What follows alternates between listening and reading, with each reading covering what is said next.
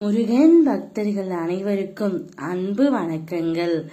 ஏன் அன்பு குழந்தையே, நீ உயிராய் நேசிக்கும் ஒரு உறவு பற்றிய முக்கியமான விஷயத்தை தான் உன்னிடம் நான் சேர்க்க வந்துள்ளேன் செல்லமே. நீ என்ன நினைத்து உள்ளாய்? நீ மட்டும்தான் அவரை நினைக்கின்றாய். அவர் என்னை நினைப்பாரா என்ற சந்தேகத்துடனே உன் மனதிற்குள் வைத்திருக்கின்றாய். ஆனால் நிச்சயம் அது அப்படி அல்ல தங்கமே. அவரும் உன்னை பற்றி நினைக்கின்றார்.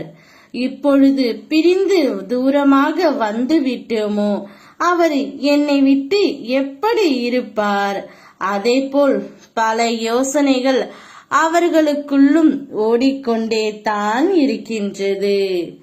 அவருடைய எண்ணங்கள், சிந்தனைகள், செயல்கள் அனைத்திலும் உன்னை சுற்றிதான் இருக்கின்றது செல்லமே. ஆனால் அது உனக்கு புரியவில்லை. நீயாக பேசுவாய் என்று அவரும், அவர்தான் பேசுவார் என்று நீயும், இருவரும் உங்கள் வாழ்க்கையை தொலைத்து கொண்டு இருக்கின்றீர்கள். யாராவது ஒருவர் விட்டு கொடுத்தால்தான் உன்னுடைய வாழ்க்கை உனக்கு பிடித்த மாதிரி இருக்கும். நீதான் தவறு செய்து விட்டாய் என்று அவரும், அவரு தவறு புரிந்து விட்டார் என்று நீயும், உங்கள் இருவரும் ஏமாற்றிக் கொண்டு தான் இருக்கிறீர்கள்.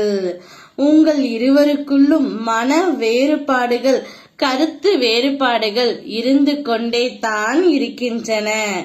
ஆனால் உண்மையான தவறு உங்கள் இருவர் மீதும் இல்லை செல்லமே. நீ எப்படி அவர் மீது உண்மையான அன்பு வைத்துள்ளாயோ, அதே அன்பைத்தான் அவரும் வைத்திருக்கின்றார். உன்னை விட்டு பிரிந்து வந்ததற்கான வேதனையை அவரும் அனுபவித்துக் கொண்டு தான் இருக்கின்றார். திரும்பவும் வந்து பேச பயமும் இருக்கின்றது. காலத்தின் கட்டாயத்தாலும் சிலரின் சூழ்ச்சியாலும் நீங்கள் இப்பொழுது பிரிந்து இருக்கிறீர்கள். மாயை நிறைந்த இந்த உலகத்தில் கஷ்டங்கள் வருவது இயல்புதான் செல்லமே. ஆனால் அந்த கஷ்டங்கள் விரைவில் உனக்கு தீர்வு தரும்.